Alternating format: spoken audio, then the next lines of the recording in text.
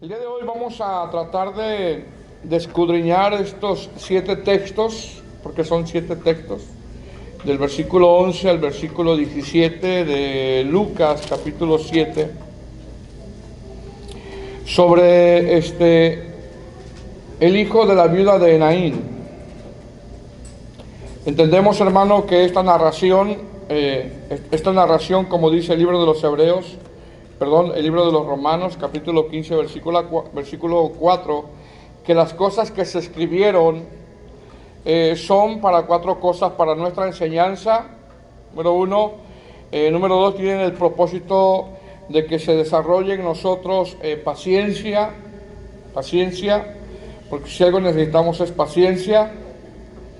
Número 3, haya consolación. Y número 4, tengamos esperanza, porque en Cristo tenemos esperanza. Amén. Entonces, a través de esta narración que contiene 7 versículos, pues el Señor nos va a enseñar algo, producirá paciencia, nos consolará y tendremos nosotros esperanza. Tendremos que al ir escudriñando, hermanos, al ir escudriñando estos textos, aplicaremos ciertas cosas que encontraremos en estos versos para edificación y, por supuesto, para aplicación a la vida de nosotros. Porque venimos a escuchar palabra de Dios, pero también es necesario empezar a aplicarlo. Amén. Amén, hermano. Bueno, ¿estamos bien? No los veo preocupados, no se preocupen, todo está bien. ¿Ok? Todo está bien.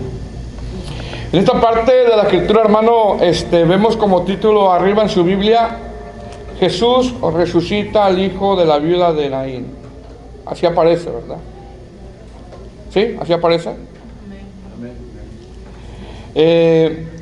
Este suceso, hermano, no lo registra Juan, no lo registra Mateo y tampoco lo registra Marcos. Este suceso, el único que lo registra es Lucas. Él es el único que registra este suceso. ¿Quién era Lucas? Lucas era un médico, hermano, que escribió este libro y escribió el libro de los Hechos.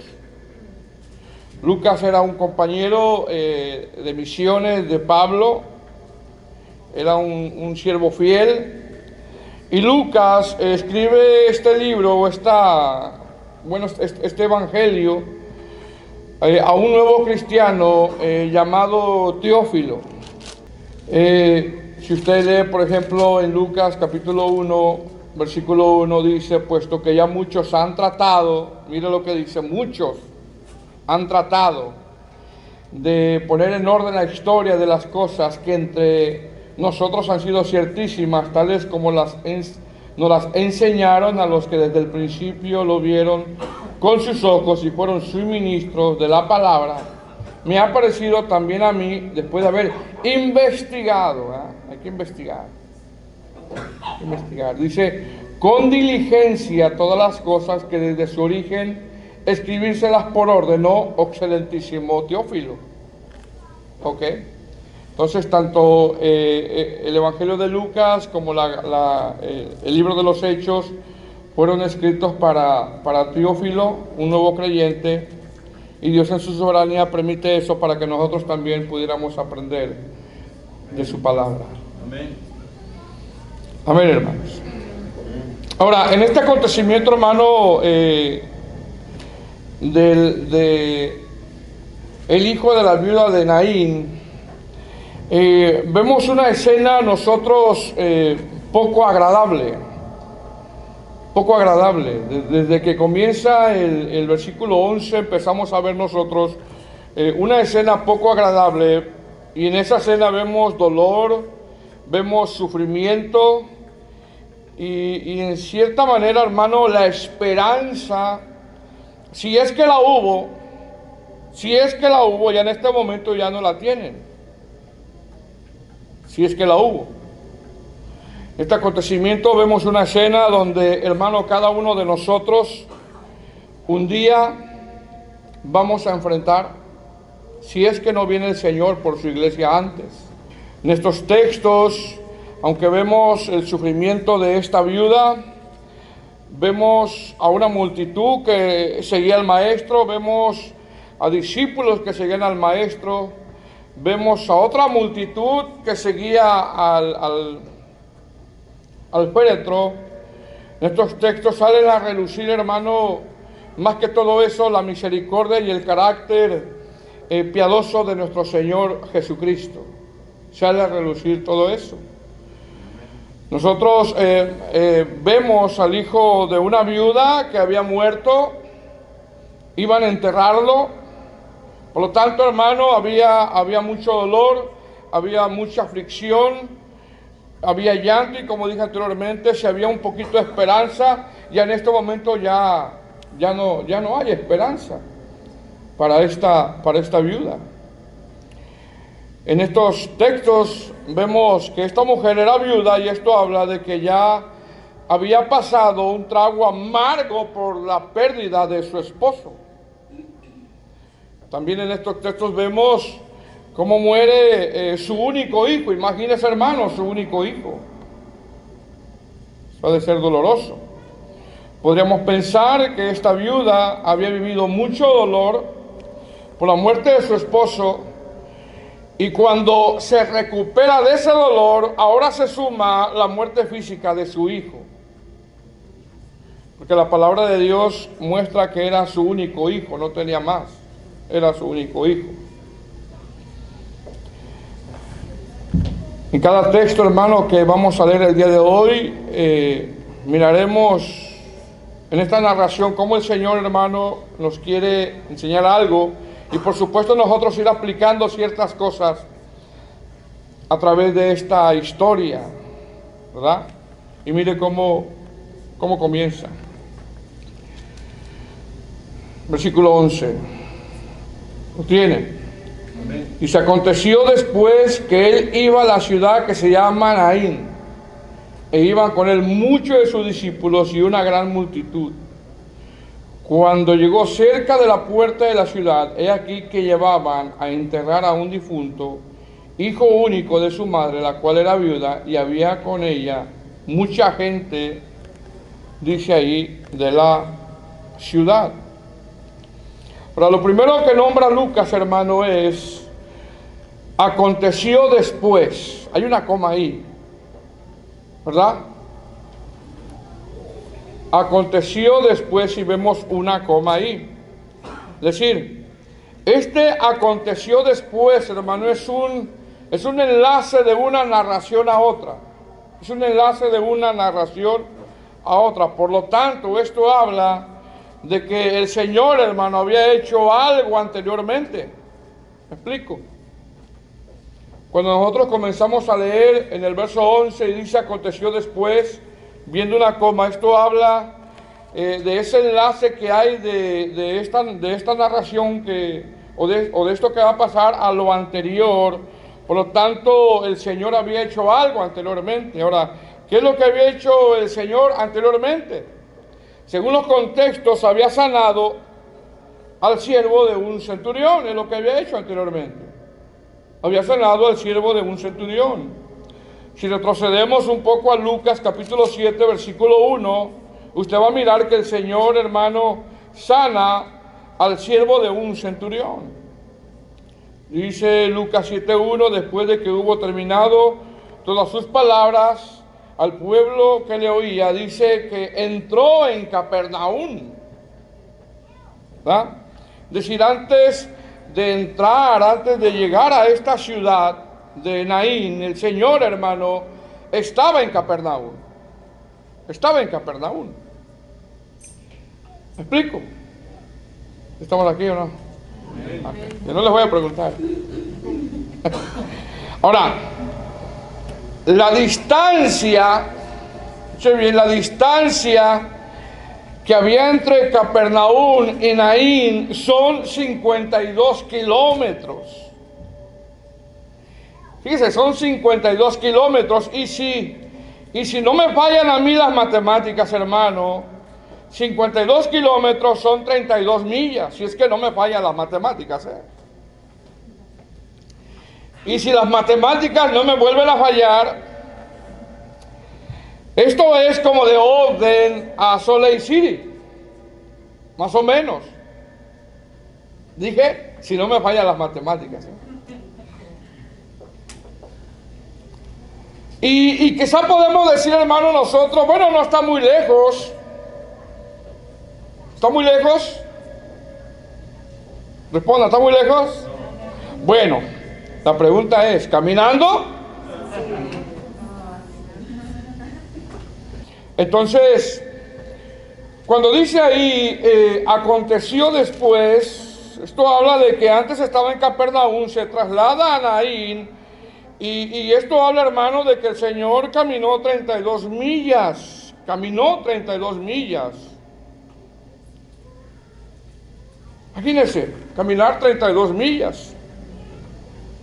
Ahora, si a usted y a mí, hermano, fíjese bien, si a usted y a mí le dicen, oh, hermano, hermano William, hermano Miguel, hermano Rubén, hermano José, hermana Maite, como en la primaria, presente, profesora. Hermana Rubí, su esposo. Si a usted le dicen, hermano, hermano, hay una necesidad, porque tiene que saber, hermano, que siempre hay necesidad. Bueno, hermano Isabel, pues, no me nombró, dice. Si a usted le dicen, hermano, hay una necesidad, y en esa necesidad, hermano, solo usted puede ayudar, y le pedimos que vaya, pero tiene que ir caminando, y va a caminar 32 millas, ¿usted qué pensaría? Porque quiero que sepa que en los lugares de misiones, hermano, hay lugares donde los carros no entran. Entonces, imagínense que a usted le dicen, hermano, yo sé que usted es muy piadoso, hemos visto cómo ama la obra del Señor, y hay una necesidad fuerte, y le queremos pedir que usted vaya, pero le va a tocar caminar 32 millas. Bueno, ni un amén se escuchó, ¿verdad? Por lo visto, ¿verdad? Ahora, geográficamente, hermano, Capernaum hasta Naín, vuelvo y repito, son 32 millas, pero mire bien, Naín está en una altura. Es decir, no solamente va a caminar, hermano, 32 millas, sino que va a ir de subida, que más o menos yo investigué, y Naín está más alto que Capernaum, 700 metros. Es decir, esto habla de que el Señor Jesús caminó 32 millas y caminó en ascenso. Mano. Iba caminando, imagínate, 32 millas e iba caminando hacia arriba. No, ya se me puso triste usted. La otra vez fuimos aquí dicen a hiking, ¿verdad? Porque allá en México es caminar, no, aquí es hiking. Y llevábamos aquí es una backpack. Ya no es bolsa, es backpack. Media hora, hermano, ya no aguantaba uno.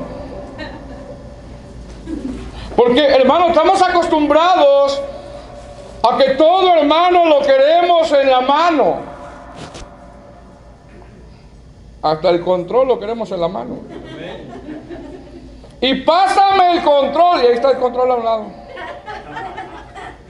Mira, pásame el control. Y ahí está, hermano.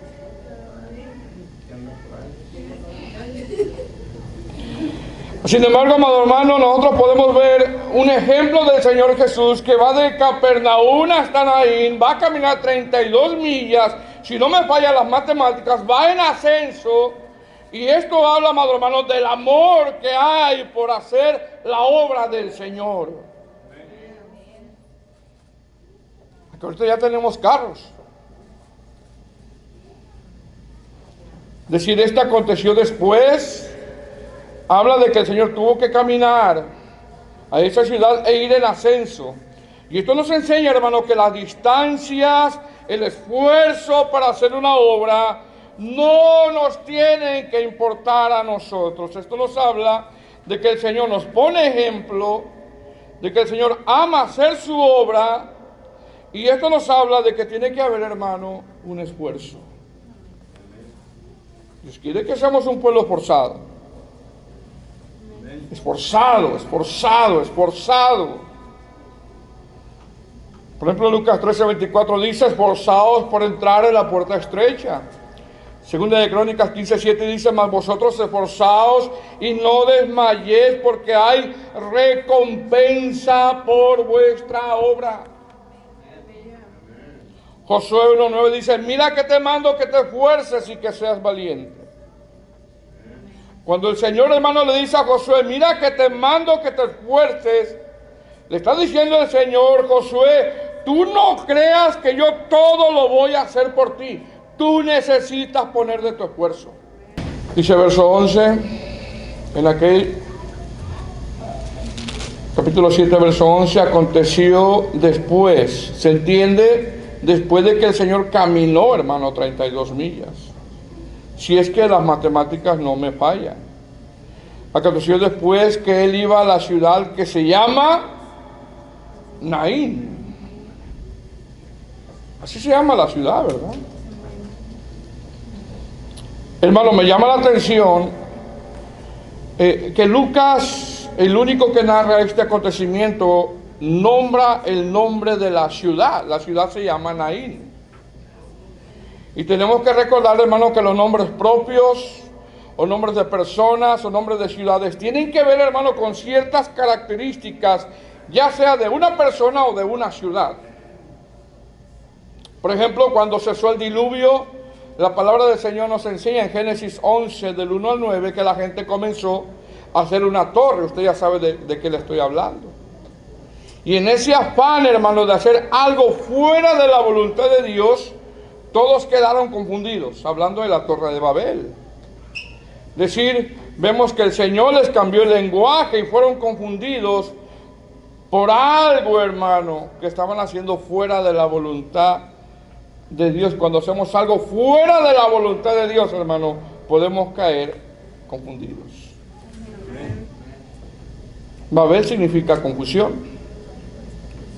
Es decir, ese lugar tenía que ver o significaba con ciertas características que ocurrieron en la vida de esta gente. Bueno, de la misma manera, hermano, cuando aquí la Escritura nombra el nombre de la ciudad, se entiende que el nombre que tenía que ver con su significado, ciertas características que tenía la ciudad de Naín. Dice la Escritura, aconteció que después que él iba a la ciudad que se llama Naín, lo especifica, ¿verdad? ¿Qué significa Naín, hermano? Naín significa hogar. Y hogar, hermano, no es lo mismo que casa. No es lo mismo que casa. Hogar no es lo mismo que casa. Porque hogar, hermano, en su palabra etimológica tiene que ver, escuche bien, con un buen ambiente familiar. Hogar tiene que ver con unidad, tiene que ver donde los hijos se sienten seguros, amados, arropados, donde hay calma y no hay pelea. Hogar, dulce hogar. Eso es un hogar. ¿Qué significa Naín? Significa hogar. Que no es lo mismo que casa. Usted puede tener una casa muy grande, bonita, preciosa, y no ser feliz. Y no tener paz. Y usted puede vivir en un lugar muy pequeño y que esté Cristo ahí y tener paz. Entonces, ¿qué significa Naín? Significa hogar. Y esa palabra significa un buen ambiente familiar, unidad, donde los hijos hermanos se sienten seguros, amados, protegidos, arropados, donde hay calma, donde hay paz, no hay pelea y donde ellos se sienten seguros.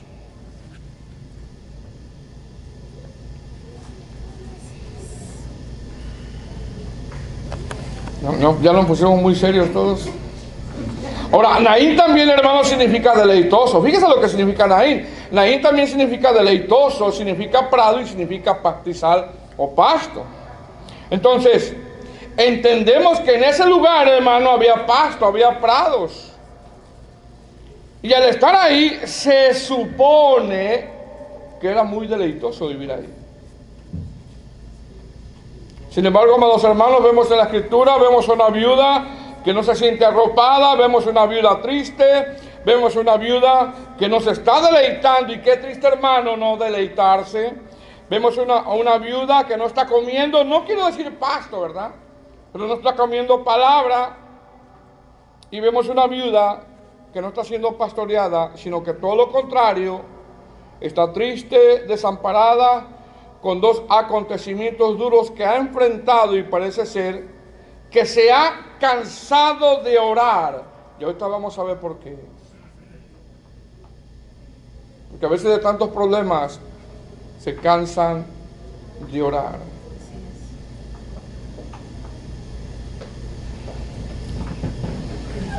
Yo no sé, hermano, si en algún momento de su vida, dije en algún momento, yo no sé si usted en algún momento de su vida o en un momento de su caminar con Cristo le ha pasado que ha habido momentos en su vida que no se está deleitando, hermano.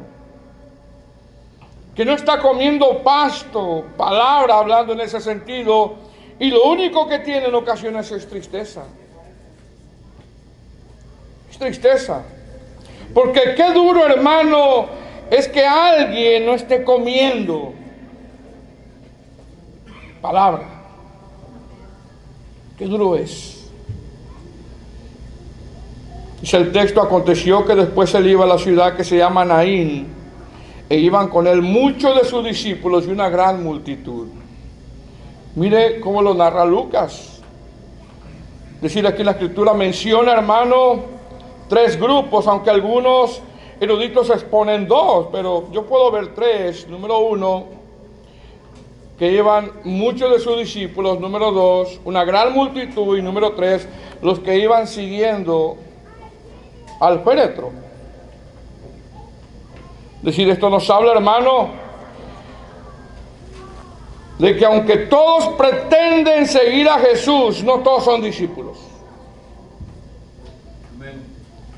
Usted puede ver en estos textos tres grupos: discípulos de Jesús, porque dice discípulos.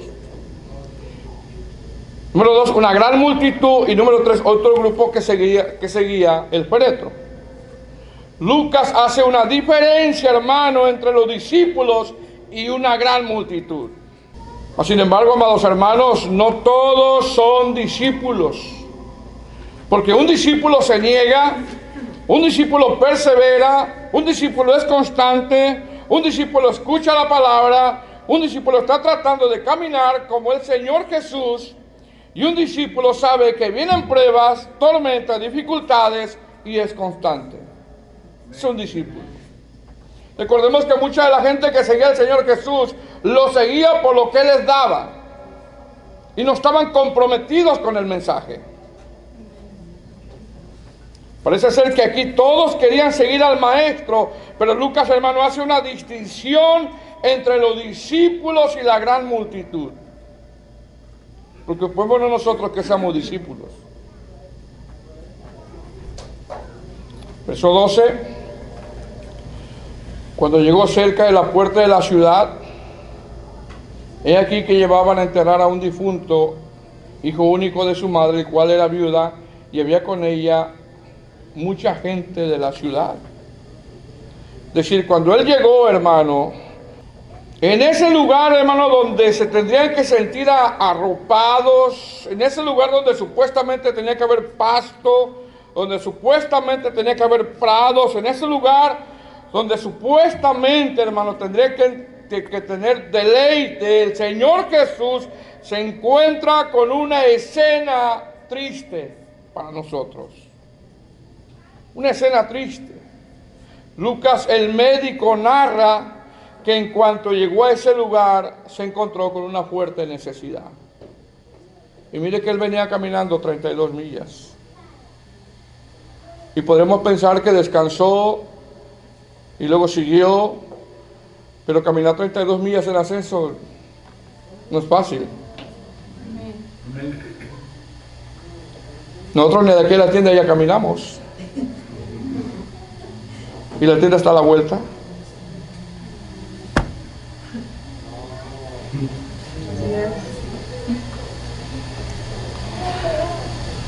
Amén. Es decir, en cuanto llegó el Señor, hermano, se encontró con una fuerte necesidad. Hermano, a veces pensamos que todo está bien, a veces pensamos que todo es deleitoso, pero ¿sabe que hay necesidad? A veces nos preguntamos, hermano, hermano, ¿cómo está? No, yo me estoy bien, hermano, pero a veces, hermano, hay necesidad. Lucas el médico narra que en cuanto el Señor llega, después de caminar todas esas millas, entendemos que tuvo sus pausas de descanso, porque tenemos que recordar que fue 100% hombre y 100% divino también. Y después de caminar 32 millas, yo no sé si venía físicamente cansado, porque cuando uno viene del trabajo todo cansado, hermano, lo único que quiere es acostarse, sentarse. Podemos nosotros imaginarnos que viene el Señor, hermano, quizá cansado, y se encuentra con una necesidad. Después de caminar 32 millas, quizá hizo sus descansos, pero el amor a su obra lo impulsa a hacer las cosas que lo mandó su Padre. Es decir, al llegar a Naín, donde se supone que hay pasto, donde se supone, hermano, que es un hogar, donde no hay pleitos, donde se supone, hermano, que es un deleite el hogar, donde se supone, amado hermano, que todo está tranquilo, llega el Señor, hermano, y se encuentra con una necesidad. Cuando llegó cerca de la puerta, dice el texto 12 de la ciudad, he aquí que llevaban a enterrar a un difunto, hijo único de su madre, la cual era viuda, y había con ella mucha gente de la ciudad. Y cuando el Señor llega a la ciudad, se encuentra con esa fuerte necesidad, y en esa fuerte necesidad el Señor nombra, hermano, 4 cosas. O Lucas, el médico, nombra 4 cosas. Número 1, el hijo de esta viuda estaba muerto. Número 2, era un único hijo, no tenía más. Número 3, era viuda. Y número 4, había con ella mucha gente de la ciudad, parece que la conocían. Es decir, lo primero que vemos es que el hijo de esta viuda había muerto, es decir, esta viuda, pienso yo, hermano, que había experimentado uno de los dolores más tristes que una persona pueda experimentar. Que se supone que primero nos tenemos que ir nosotros y no nuestros hijos. Se supone. ¿Cierto o no? Entendemos que el dolor de esta viuda era grande y que no podía encontrar ningún tipo de consuelo. En ese lugar de deleite, en ese lugar de pasto, en ese lugar donde supuestamente era como un hogar, se convierte para ella en un lugar de tristeza. Número 2, la escritura dice que era un hijo único. Es decir, esta viuda tenía como única esperanza de ayuda a ese hijo. Esto nos habla que la única esperanza que tenía en ese momento, la única esperanza que ella tenía en ese momento, lo llevaba a enterrar. Yo no sé, hermano, si tú en el momento de tu vida has perdido la última esperanza. Yo no sé si en algún momento de tu vida o en tu matrimonio, o no sé, hermano, has perdido la última esperanza de que las cosas cambien. Bueno, esta viuda llevaba a enterrar la última esperanza que ella tenía. Número 3, la escritura dice que era viuda. Es decir, Lucas narra que esta mujer ya había experimentado, hermano, un dolor anterior de la pérdida de su esposo. Y ahora viene la pérdida de su único hijo. Y esto nos enseña, amados hermanos, que la vida, hermano, en un momento se nos va. En cuestión de un momento se nos puede ir la vida. Indudablemente podemos ver nosotros el dolor de ella. Y esto nos enseña a nosotros a que tenemos, hermanos, que amar a nuestra familia, a nuestros hijos. Y sobre todo, valorar. Hermana, valora a tu esposo. Valóralo. Valora a tu esposa, hermano. Que nuestro hogar sea hogar. Porque muchas veces cuando vienen tragedias, hermano, es cuando uno empieza a valorar las cosas. Y no tiene que ser así. Tiene que ser en vida cuando uno valore a la familia. Mira que Dios te ha dado un esposo maravilloso, hermana. Un esposazo te ha dado. Valóralo. ¿Cuánto dicen amén? Y viceversa. ¿Tienes una esposa maravillosa? Que tuvo la valentía de emigrarse en ti y en mí. Porque eso sí, de valientes. Y sí, dice. Lo bueno es que cuando andan enamoradas andan como dormidas, ¿eh?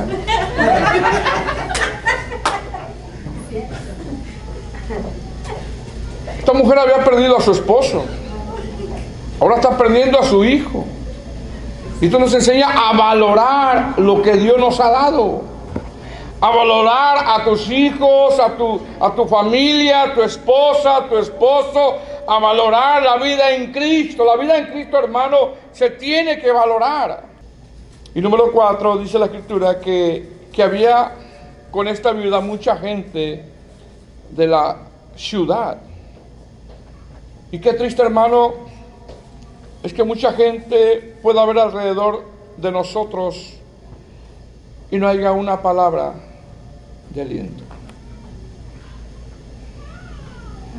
Dice el verso 12, cuando llegó cerca de la puerta de la ciudad, he aquí que llevaban a enterrar al difunto, el único hijo de su madre, el cual era viuda y había con ella mucha gente de la ciudad. Verso 13, y cuando el Señor la vio, se compadeció de ella y le dijo, ¿qué le dijo el Señor?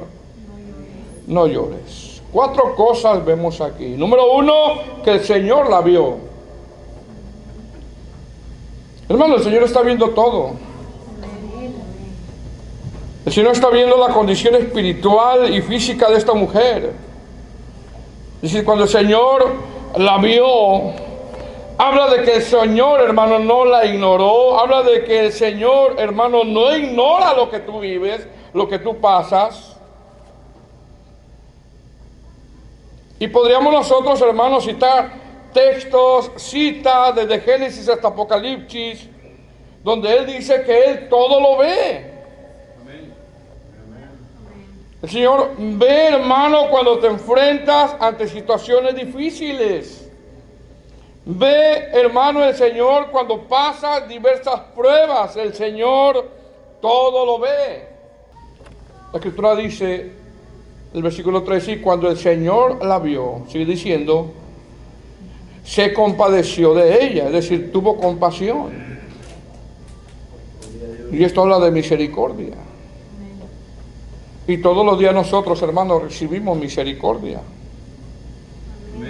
Todos los días recibimos misericordia. Pablo en sus cartas, el sello de su saludo es gracia y paz, que tiene que ver con que él está pidiendo misericordia de Dios. En Hebreos 4:16 dice: acerquémonos confiadamente al trono de la gracia para recibir misericordia. Lucas 6:36 dice: sed pues misericordiosos como también vuestro Padre es misericordioso. Y esto habla, hermano, que tenemos que dar misericordia también unos con otros. No todo el tiempo, hermano, tenemos que estar sacando la espada. Alguien falla, hermano, y saca la espada rápido y quiere cortarle. Saque la espada, pero contra el pecado que lidia todos los días. Contra el carácter, con el carácter que está lidiando ahí. Saque la espada ahí. Más sin embargo, nosotros vemos aquí que el Señor no le reprocha nada a esta mujer. No le dijo: algo mal has hecho, sino que tuvo misericordia y se compadeció. Número 3, el Señor se acerca a ella. Porque hay un momento en tu vida, hermano, donde aunque está siempre Él con nosotros, hay un momento en tu vida donde Él empieza a responder tus oraciones. Amén. Es decir, no solamente es sentir compasión, sino ahora hacer una acción. Porque nuestras acciones, hermano, dicen mucho de nuestra vida espiritual. Nuestras acciones nos enseñan de verdad a quién estamos sirviendo. ¿Qué dijo el Señor, hermano? Bendecid a los que os maldicen. ¿Por qué dijo eso el Señor? Bendecid a los que os maldicen. Como que dice: cuida tu vida espiritual, no actúes como ellos. Al que te hiera en una mejilla, preséntale también la otra. Como que dice: no actúes como ellos, no pagues de la misma manera, cuida tu vida espiritual. Al que te quite la capa, ni aun la túnica le niegues. Es decir, no pelees por algo material que te quitaron. Cuida tu vida espiritual. Entendemos, hermanos, que el Señor se acerca a la viuda. Y esto habla de que no solamente tuvo compasión, sino que Él hizo una acción. Esto nos enseña a nosotros, hermanos, que si usted conoce a alguien, dice bien, si usted conoce a alguien que sabe que está perdiendo la esperanza, vaya a esa persona y dele consuelo de Dios. Vaya y dígale: hermano, Dios está con usted, pero dele palabra de aliento. No vaya como esta multitud que iba con la viuda y le ayuda a enterrar su última esperanza. Porque imagínense que usted vaya y en vez de ayudarla, la está enterrando más. Cuando el Señor se acerca a esta viuda, le dice: no llores. Empezó a aliviar su dolor. Quizá hay momentos, hermano, donde la pequeña esperanza que tenías, o que tú conoces a alguien que tenía, se ha perdido y necesita una palabra de consolación. El Señor se acerca y le da una orden, le da una palabra de consolación y le dice: no llores. Y esto habla, hermano, de que el Señor se acerca a nosotros en todo tiempo. Cuando oramos, cuando escuchamos su palabra, en el tiempo de alabanza, en el tiempo de adoración. Venimos con el propósito de que nos ministre. Entendemos que esta viuda, hermano, se sentía derrotada, afligida, y podríamos decir, hermano, que se había cansado de orar, porque lo único que hacía es llorar. Y yo no sé si alguien se ha cansado de orar y lo único que hace es llorar. Y llora porque los momentos, la situación que vive no cambia.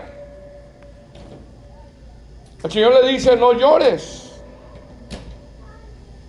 Dice el texto: y cuando el Señor la vio, se compadeció de ella y le dijo: no llores. Es decir, le dio consuelo, le dio una palabra de aliento. Verso 14: y acercándose tocó el féretro, y los que lo llevaban se detuvieron, y dijo: joven, a ti te digo, levántate. Qué tremendo, hermano, es cuando el Señor se acerca a nuestros hijos que no quieren nada de Dios y están como si estuvieran muertos para el Evangelio. Les hablas y no quieren. Pero qué tremendo es cuando el Señor viene, se acerca a ellos y los resucita espiritualmente. Porque esa es una obra del Espíritu Santo.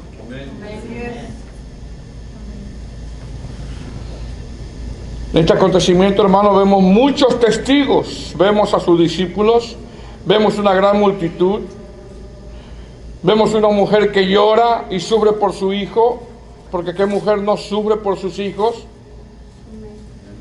Vemos a un hijo muerto, pero también vemos cómo el Señor Jesús se acerca a darle vida a este joven. Verso 15. Entonces se incorporó y el que había muerto y comenzó a hablar y lo dio a su... Imagínense, hermano, qué escena. Qué escena. Que de repente, hermano, venga tu hijo que nunca ha querido y venga y te diga: Dios te bendiga. Quiero que sepas que le entregué mi vida a Cristo. Quiero que sepas que ahora le voy a servir. Quiero que sepas que ahora voy a predicar su palabra. Imagínate, hermano, que venga tu hijo y te diga de esa manera. Que tú veas cómo ha revivido. Que en cuanto lo veas, hermano, lo veas con un semblante diferente. No pierdas la esperanza. Sabemos, hermano, que el diablo, que el Señor lo reprenda, los quiere jalar. Son fuerzas malignas el mundo. Pero nada se compara, hermano, contra el poder de Dios. Nada se compara contra el poder del Señor. Imagínense, hermano, la escena cuando vieron a este joven empezar a hablar y saber que el que le dio vida fue Jesús. Aleluya. Y decirle: me dio vida Jesús. Amén. Me volvió a la vida Jesús. Amén. ¿Qué habrán platicado?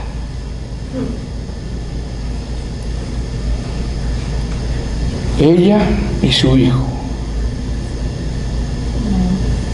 ¿Cuál habrá sido, hermano, después la conversación de ellos? ¿Cuál habrá sido la vida de ellos, sabiendo, amado hermano, que esta mujer había perdido la última esperanza y la única respuesta la encontró en Jesús? Ahora, nosotros vemos aquí que el Señor Jesús se acercó a ella. No vemos como en otros pasajes, que como el ciego Bartimeo, que tiró la capa y gritó, o como la mujer del flujo de sangre. No vemos eso ahí. Vemos que el Señor se acercó a ella.